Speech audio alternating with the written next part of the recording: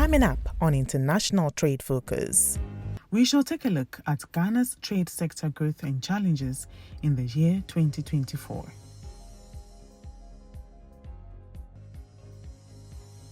Ghana's trade and economic sector experienced some growth in 2024, defying expectations and positioning itself as one of Africa's most dynamic economies. With an impressive GDP growth rate of 6.3% and a trade surplus of 3.9 billion cedis, the year was a significant turnaround from 2023. Now, government programs like Planting for Food and Jobs Phase 2 and the One District, One Factory initiative, among other initiatives, drove this progress, despite challenges like inflation and cedi depreciation. On today's episode, we will explore these developments and their implications for Ghana's economic future. My name is Anna Spio, and this is International Trade Focus. As a country, the truth is that, we always talk about how we want developmental, projects and infrastructure and free education and all of that. But when it comes to paying of taxes, run away. And the excuse is that when we pay, they don't use it for anything. But you need to pay and then hold accountable, yes, right? But then they don't want to hear it. So let's now take a look at one thing that was, that really affected our economy in the year 2024. Am I saying the year 2024? This thing has been back and forth for many years. The cedi depreciation. Yes. Every year, almost every year, we encounter some depreciation somehow. But within the last 4 years, I think it was one of the worst depreciations that we ever experienced. In your position, what were some of the factors that you identified that contributed to this? And we know that's the Bank of Ghana and the leaders that are in charge of Ghana's financial and economic sector try to put some measures in place, enforcing the black markets. They also put some measures. Yes, I remember the counter. Yeah, on speculation and all of those things. So from where you sit, what are some of the things that contribute to this? I know that you've talked about it, but let's delve deeper. What are some of the things that contribute to it? And also, what are some measures that we can, actually take a look at to help us with this? The thing about economics is that, when you are giving the answer, you must give the background. So let me give you the background. There's a long-term effect, medium-term and short-term. Ghana's economy has been an import-dependent economy since the Gagisberg's time, 1927. The fact that the system that the British, the colonizers, gave us was that we produce raw materials and export to them. They would take the raw materials and produce them into finished goods and bring them back to us. For example, just produce cocoa beans, don't add any value. Bring it to us in England. We will produce Milo and we will export to you. This system has been with us even after independence up to today. All right. So that system of depending on imports for everything, from clothes, go to the typical kitchen, everything imported. Go to the dining hall, everything imported. Go to the bedroom, everything imported. So that import-dependent economy, which we inherited from Gagisberg, has still been with us. We have not been able to change it. But the more you import, the more dollars you would need, you would demand. And that too will increase the exchange rate and bring down the value of your cedi. The medium-term reason is the ownership that I talked about. We produce cocoa, we produce gold, we produce crude oil. This year we are going to add lithium. How much of it do we own? The foreign companies will take everything away. Not only that, the other companies, the Lebanese shop, Chinese shop, Palace Mall, I don't want to mention names, but those foreign companies, they also do not retain their profits. So guess what? At the end of the year, they do their accounting thing. They say they have made a profit of, say, 100 million cedis. But because they want to take the profit from Ghana to their country, they don't need our cedis. Yeah. They will go and buy dollars. Yeah. So the more dollars you buy, the higher the exchange rate. Now, what has happened recently, which has made matters worse, is that for a long time, successive governments have been borrowing to increase the supply of dollars, right, to keep the cedi stable. So since 2022, when Ghana government was unable to borrow from the international capital market and we did not get enough supply of dollars, then boom. So that's how come we've suffered so much in the last 2 years. Another reason is that when that also happens, the foreigners who have come to buy our local bonds, they see that the value is going down, so they decide to take away their money. So about 25% of the local bonds are held by foreigners. So when foreigners say that, Ghana, we don't want to do business with you again, we want our money, then they take their money because they came with dollars. So when they are leaving, they will leave with dollars. They will take it out. So these developments, plus other things like dollarization, you mentioned speculative demand, the fact that people buy dollars, not for any transactive purpose, they are just hoarding it. They buy dollars and put it under their pillow. Because they know that as for the cedi, it will always depreciate. So the speculative, that's why President Kufuor made a speech some time ago, Sikampede Day speech. It was a speculative thing he was talking about, but Ghanaians, they don't understand him. He was making the point that there's so much noise and information and disinformation about the future of the currency. So people were throwing out information, oh, it will depreciate too, so let's go and buy dollars, let's go and buy and hoard. So he wanted to make the point that this information, misinformation and disinformation is fueling speculative demand, so stop it. And then he mentioned that and actually it's a noise. In economics, we call it noise. But the translation of that into Twi and French was the problem. So people understood it as Miyesikani into Mimpedede. But he actually was referring to the noise that people were channeling around, which was fueling speculative demand. And the cedi was depreciating. People were buying dollars, it was depreciating, they were buying dollars and it was depreciating at the same time. Another reason is the way we price some items in dollars. Hotels, even primary schools, some of the private schools, Galaxy, they charge in dollars. In South Africa, you can't do that. Nigeria is even trying, you can't do that. I went to South Africa in 2015. I went to the hotel. They insisted that I go to change my dollars into rand before I pay. Why are we accepting this? Why are we accepting dollars in the hotels? And if you want to buy a car, land, my friend just bought a land, half plot at East Legon, $500,000. Why are we pricing Ghanaian items in dollars? The more you price those items in dollars, if I want to buy a car and the price is in dollars, what will I do? I will change my cedis, buy dollars. And so, and all these factors put together. But the recent one has been our inability to go to the capital market because from President Rawlings, Kufuor, Mills coming down, they've all been borrowing to supply dollars because our exports are not enough to give us dollars. So they go and borrow to supply. And they said, the capital market said, hey, Ghana, we're not giving you any more loans. Then we are stuck. That's how our cedi was depreciating so fast. And speculative demand. And the external shocks. And the election uncertainties. No, because some people don't believe in Africans, the fact that we can be peaceful in election. They've seen the results of elections in Congo, Sierra Leone, Liberia, etc. So the foreigners, anytime an African country is going to hold elections, the foreigners will take away their funds. So we saw a bit of that also, the uncertainties around. That's why I said Dr. Bawumia did well. He's an economist. He understood the uncertainty. So that's why quickly he came and said, I have conceded. Then it calmed the market because nobody's going to fight. Yeah, nobody's going to fight. Yeah. So these are the various factors, long-term, medium-term, short-term. That's how our cedi has been depreciated. How do we resolve it? We should, once you know the cause, then you should know the solution. Just turn it around. So all the factors that I've mentioned as the cause, they are the solutions. The long-term, import-dependent economy. Then don't be import-dependent again. Produce everything locally. It's absurd to import tomatoes. And you know what? The proceeds we get from cocoa is used to import only 3 items and the money is finished. Only 3. Rice, sugar, poultry. The value of the import is equal to the total cocoa exports. So you cannot do this as a country and expect your local currency to have value. It will continue to depreciate. And you're not creating jobs because the more you import, the more you are creating jobs in the country of origin. For example, if I want to buy a mobile phone and I buy it from China, the Chinese company, employ people to produce the mobile phone. So the more we import, the more they will produce mobile phones and the more they will create jobs.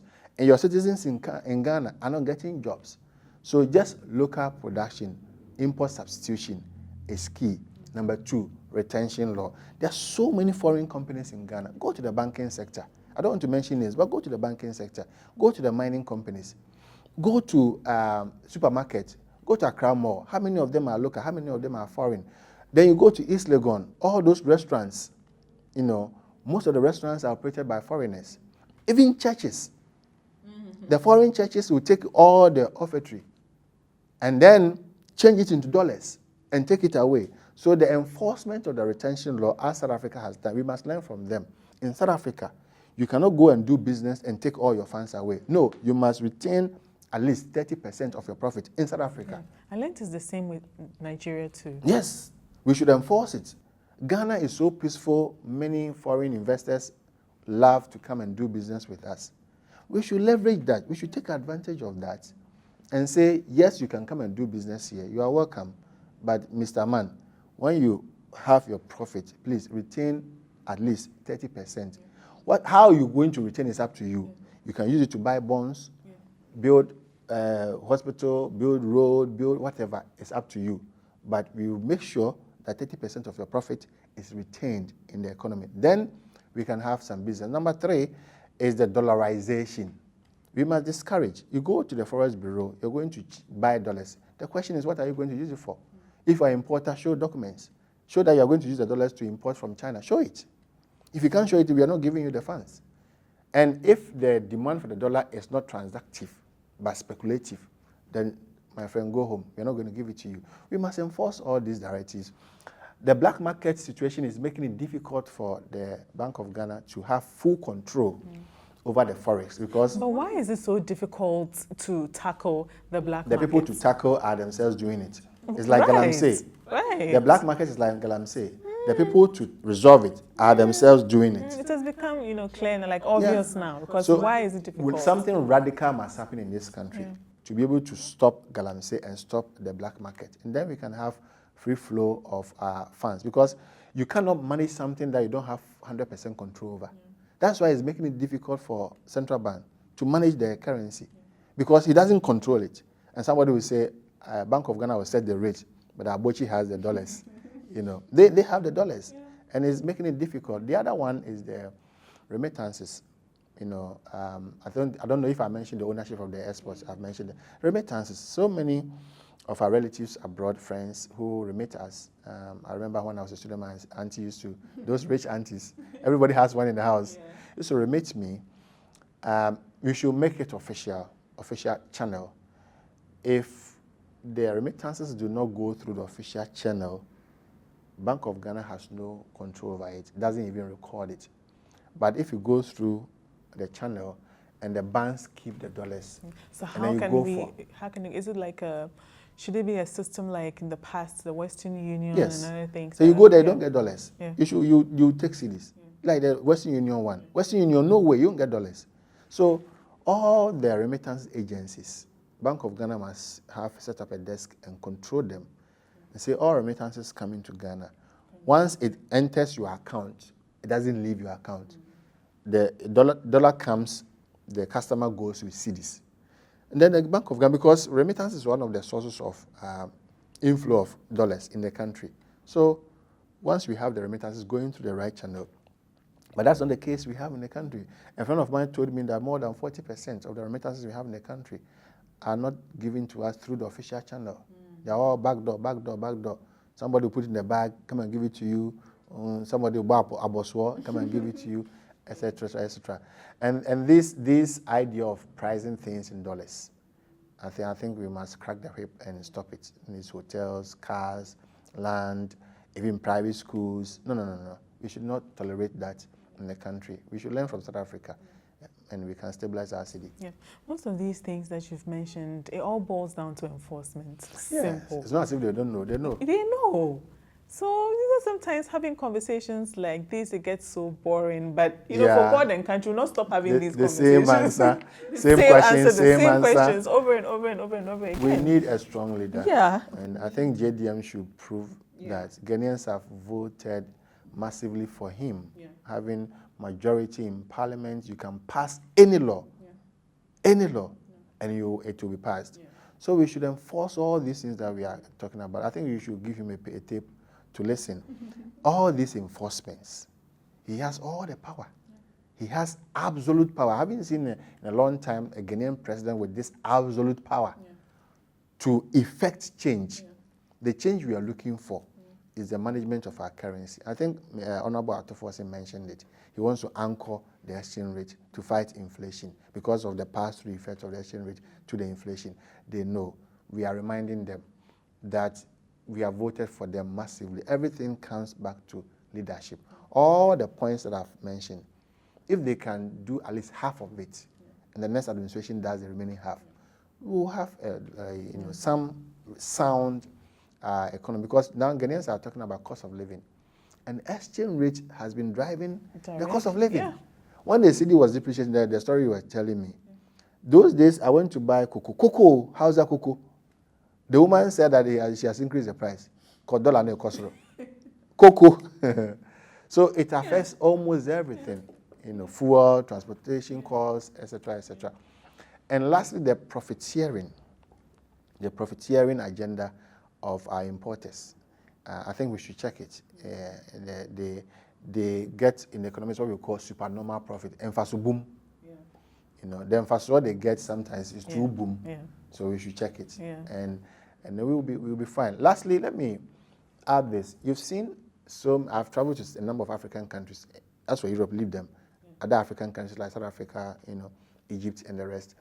They weigh items in the market as a way of controlling price, distortions. So you're going to buy cassava, they put it on a scale, like they do at Accra Mall. Buy mangoes, buy anything you want, carrots, cabbage. We should practice that in Ghana. I'm sure it will help check this profiteering agenda of the middlemen, the market men and women. We're having a conversation with Dr. Edu Owusu Sarkodie. He joined us on our conversation on Ghana's economic growth and challenges in the year 2024. There's more after this break. Don't go away. Others are also calling for some price control mechanism where the informal sector doesn't have complete control over, the cost of items and stuff on the market. They are also saying that it will be quite unfair. But when you look at how people are taking advantage, so if you don't stop taking advantage, then perhaps government will be pushed to put in measures like this to check the price, because it all directly goes into the inflation. So these ideologies are there for us to learn from. Whether as a country you want to go neoliberal's idea or you want to go the control idea. We have been the liberalization since the 80s. In some aspects of the economy it's fine, but in other aspects of the economy, you have to directly be involved and control it. Some economists were even advocating for a fixed exchange rate regime when the city was depreciating so fast. So if you feel that it will resolve the issue, we should go for it and control the prices. So let's start with the weighing of items on the scale. If you're unable to do it, we have the Market Women Association, etc., then we can directly control the prices of the items in Ghana. Talking about these things, you know that there are laws and structures when it comes to economics, when it comes to finance. Sometimes we should perhaps, find our way, around these fixed laws and strategies and guidelines that we're supposed to use to do things. Because then in a fixed exchange rate regime also requires, something else for the country and all of that. Yes, but then so maybe sometimes you can be a bit flippant. Just playing the devil's advocate. No, you look at the aspect of the economy and which one suits it. You cannot do a wholesale. So right now in our secondary school, public secondary school, it's no longer liberal. It's direct control. The government has intervened and saying no fees. So that's a direct control. So in some aspects like the fuel prices, we are in a deregulated regime, liberal regime. But in secondary school in Ghana, it's a direct control. So you look at the picture of your economy and you think of which areas you can go control, which areas you can go liberal, and you'll be fine. So I believe a couple of days ago, I was watching the vetting for the Minister Designate for Trade, Agribusiness and Industry, I believe. And she was asked a question on one district, one factory. She was basically asked to assess it and also see how the government will improve it. So she was asked if they will abolish it, and then also, if they won't, how will their government add on to it. And she was talking about the fact that sourcing of raw materials for the manufacturers has become, difficult. So in their 24-hour economy and policy, all of these things would be, addressed and all of that. So my question is on the 24-hour economy policy. Now, we've discussed, some of the highlights, ups and lows in 2023. Going forward, the 24-hour economy policy is something that this government says he believes will turn our economy around. I know that you've had, access to, understand this policy and all of that. So what is your take on this? I listened to President Mahama, and he says that it's voluntary. The fact that they want the real sector to keep working, either day or night, is voluntary. And our economy is also largely private. So you take a look at about 12 million Ghanaians who are working, only about 2 are employed by government, the remaining 10 are employed by the private sector. So to the extent that the private is willing to participate, they need to be successful. But how would a private person participate? I've told you, we are all rational. The entrepreneur is rational. He's looking at it, am I going to make profit? If not, I will not venture. Because you said it's voluntary. You're not forcing me. I'll only enter when I think I can make more profit. So how do you do it? Put in place the infrastructure. You cannot ask me to come to work at night when the street light is not working. How am I going to drive to work? So some of these things, and digitization, this clock in, clock out. So if you are running shift, Ajua comes to work, she closes at 5. She must clock in, and everybody, the system will record that she's closed, and Akwesi is coming. Right. So all this infrastructure must be put in place, and some incentives for the private sector to enter. But as I understand it, he said that this is not the first time he started Sydney, that they've tried it and successful. So we can also try it. And he also mentioned that it's a process. I'm making reference to him because I've not seen the document. Right. So I'm just making reference to what he said and what Honorable Ato-Forson said. Now, first is voluntary. Second is a process. And that's, in my understanding, for it to be successful, the government must commit in terms of infrastructure, incentives, and allow the entrepreneurs to decide whether or not they want to enter. But some businesses cannot survive, like education. You can't ask the lecturer to teach at midnight. I'm not sure that's going to work. Even the students will not even show up. Students come in at midnight. It will not work. But the hospitals, it will work. Other agencies, other places, it will work. We hope that they should start the process. It's going to take a long time. Honestly, let me make this point that, listening to you and the vetting, and let me make this point that transforming an economy doesn't take a day. 25 years is what you need to transform your economy, 25. From history, Botswana, Saudi Arabia, all of them. They had presidents who stayed in office for long, a visionary person. If he's a very stupid guy, then you are doomed. So a visionary leader to stay in office for years. Rwanda, Kagame, he's been there. He can win landslide victory, like 90%, he's won. And so he's changing Rwanda. Our case is too much of politics, where MPP is happy when NDC is failing, and then the NDC is happy when MPP is failing. In the end, it affects us negatively. So if we can just have our national plan and follow it religiously, as example is the free SHS. Now, both parties have come to accept it. They are just trying to fine-tune it. So similar thing can be about industrialization, can be about education. I have talked about education, health, infrastructure development. So let's have a consensus. Where there's a continuous process. Exactly. Because right now we cannot cancel the 4 years election. It has come to stay.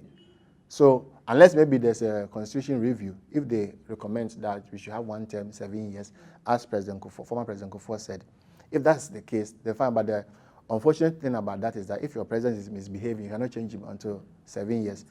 So we just have to have a long-term plan and follow it religiously and make sure that we have a direction.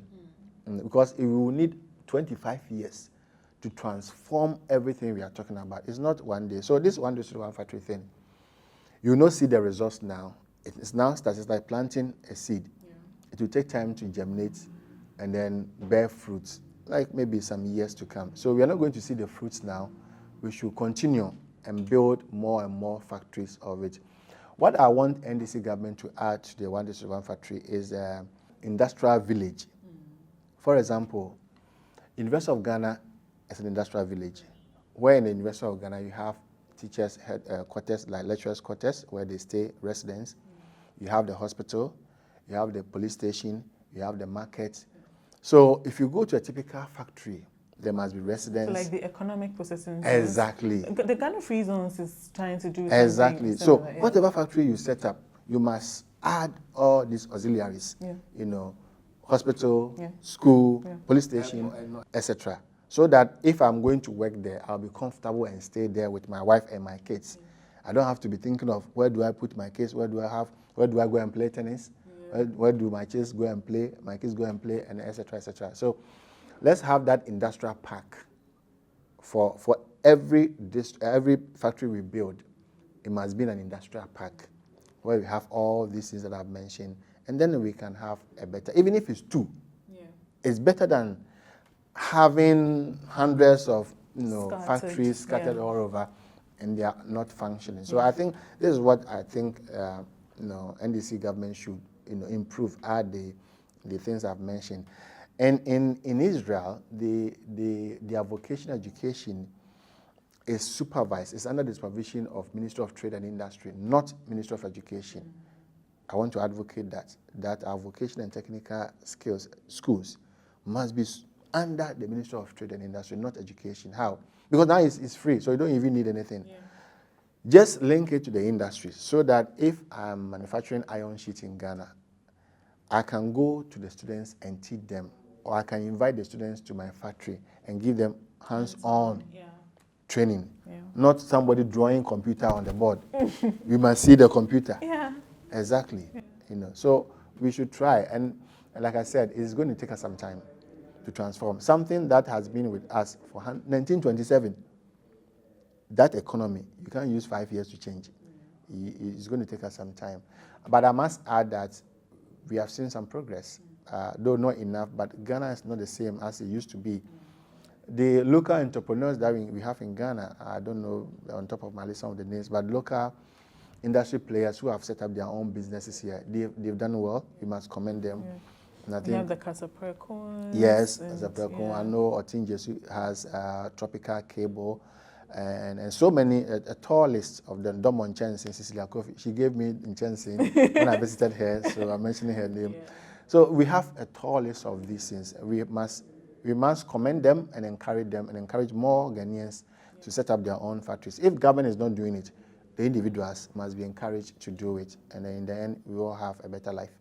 And that was Dr. Owusu Edu Sarkodie. He's an economist and a researcher at the University of Ghana. You're watching International Trade Focus. There's more after this break. Don't go away. And it's a wrap for the week's edition of International Trade Focus. Join us same time next week for some more on international trade-related activities here in Ghana and beyond. My name is Anna Spio. Thank you so much for your company. Bye-bye.